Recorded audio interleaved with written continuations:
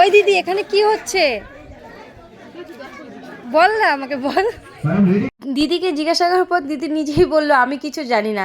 তো যাই হোক, তারপর ওখানে দাঁড়িয়ে দেখলাম যে কি হতে পারে। তখন দেখলাম ওরিয়েন্ট জুয়েলার্স থেকে মানে ওদের কোনো এটা সিস্টেম হবে হয়তো তাদের কোম্পানি থ্রু থেকে, মানে পাড়ায় পাড়ায় ওরা খেলতে আসে, যার নাম দিয়েছে পাড়ার সেরা দিদি। তো ওখান থেকে ওরা হলো গেম বের করেছে যে বালতির মধ্যে বল ছুটতে হবে, যে যতগুলো বল ছুটতে পারবে সে হবে উইনার। তো যাই হোক দিদি খেলছিল, আমরা দেখছিলাম সবাই।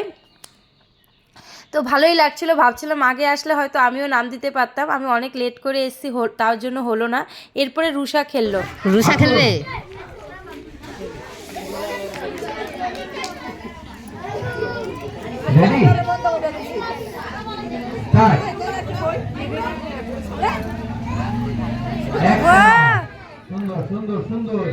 টিপ লাগতেছে। একটা হয়েছে এখনো পর্যন্ত, একটা হয়েছে।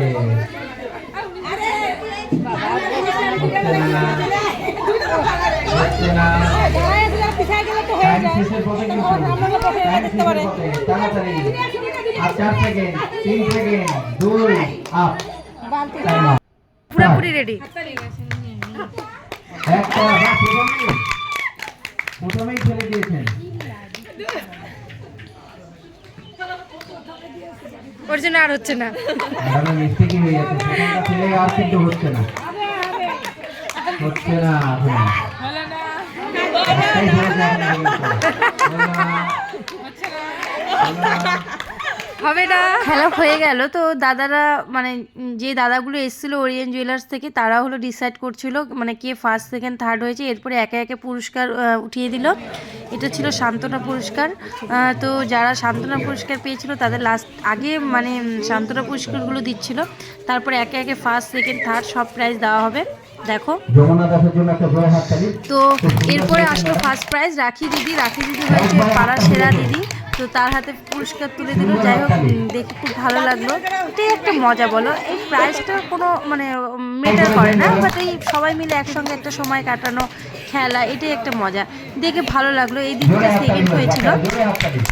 আর এই যে আন্টিকে দেখতে পাচ্ছ, এই আন্টি থার্ড হয়েছিল। এটা আমার একটা ফ্রেন্ডের মা হবে। তো যাই হোক, এরপরে ওনাদের যখন প্রাইজটা দিয়ে দিচ্ছিলো, তো আমাদের সবার মনের ভিতরে কিউরিয়াসিটি ছিল কী হতে পারে। তো আন্টিকে বলার পরে আন্টি সবাইকে প্রাইজ খুলে খুলে দেখালো। সেই আর ফার্স্ট সেকেন্ডটা দেখিয়েছে, থার্ডটা দেখায়নি। তো যাই হোক, তারপর বাড়ি চলে আসলাম। তারপর রুষা যেহেতু সকালবেলা মানে মুন সকালবেলা রেজাল্ট আনতে গিয়েছিলো, ও আমাকে যাবার সময় বলে গেছিলো মানি রেজাল্ট আনতে যাচ্ছে, কিন্তু আসার সময় ও আমাকে রেজাল্ট দেখেনি। কেন, রেজাল্টটা জাস্ট আউটস্ট্যান্ডিং হয়েছিল, ভেরি গুডও হয়নি, গুডও হয়নি। যাই হোক, ভালোই করেছে, রেজাল্ট আরও ভালো করতে হবে সেটা ওকে বলা হচ্ছিলো যে তুমি যে রেজাল্ট করেছো রেজাল্ট ঠিক আছে, আউটস্ট্যান্ডিং আছে, বাট তোমাকে ভেরি গুড পেতে হবে, মানে এরপরের বার তোমাকে আরও ভালো করে কনসেন্ট্রেট করতে হবে।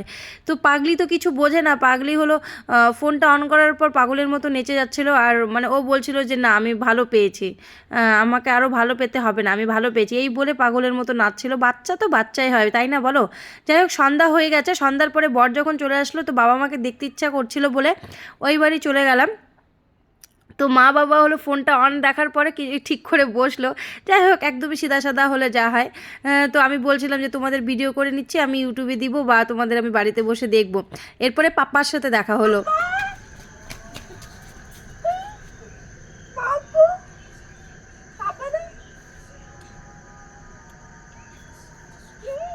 সবার সাথে দেখা সাক্ষাৎ করে বাড়ির জন্য বেরিয়ে পড়েছি।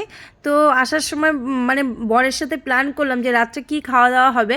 তখন বর বললো যে ঠিক আছে, তাহলে যাবার সময় কিছুটা চিকেন নিয়ে যাই, রাত্রেবেলা সুন্দর করে চিকেনটা রান্না করো, তারপরে ভাত খেয়ে ঘুমিয়ে পড়বো।